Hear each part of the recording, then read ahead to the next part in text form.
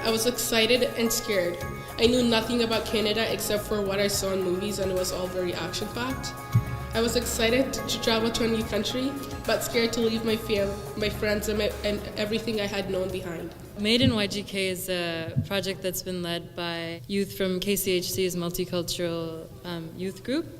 We're hoping through this website the immigrant youth will be able to talk about their challenges and some struggles they've faced when coming to Canada. People talk about immigrant adults, but nobody's talking about what's in the mind of a newcomer youth. My parents left the place they grew up, their friends, and their family because of the war in Congo. And when we left, we settled in Uganda. And my story starts when I was about 6 or 7 years old, living in Uganda.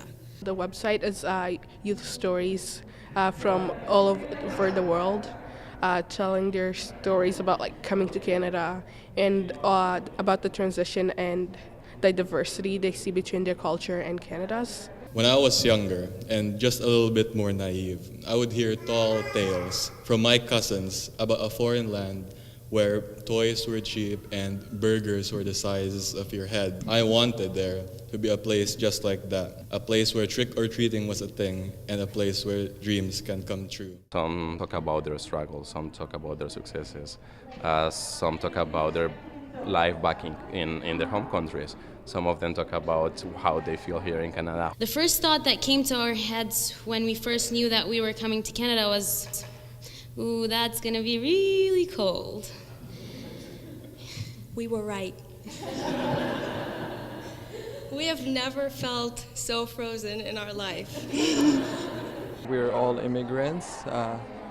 We're all telling our stories and how we came here, what are we doing here, and how are we gonna live our life.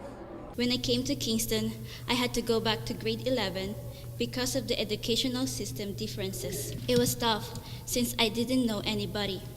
I isolated myself and avoided talking to others except my friends who shared the same language. I felt frustrated not being able to express myself.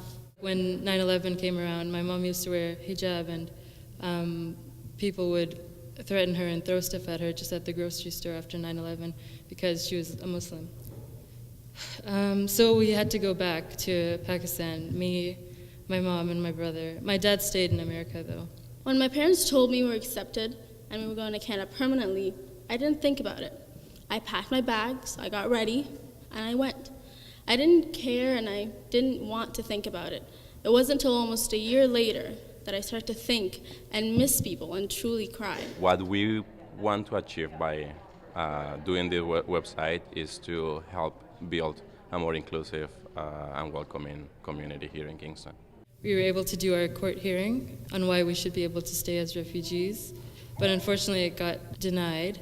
We've come to the point where we can't appeal anymore, so now we're going to be deported. So it's a little bit unfortunate in that sense, but I take away a lot of positive things from Canada because I've met the most amazing people here and I've gotten to be involved in the community in ways I never thought I would be. Originally I was really nervous about being involved because I didn't want to share my personal story, but I think it's really important because it really shows the struggles that refugee youth face.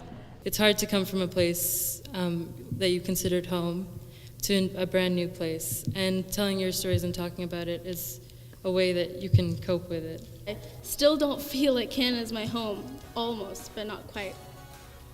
Which now puts me in a difficult situation. I'm neither there nor am I here.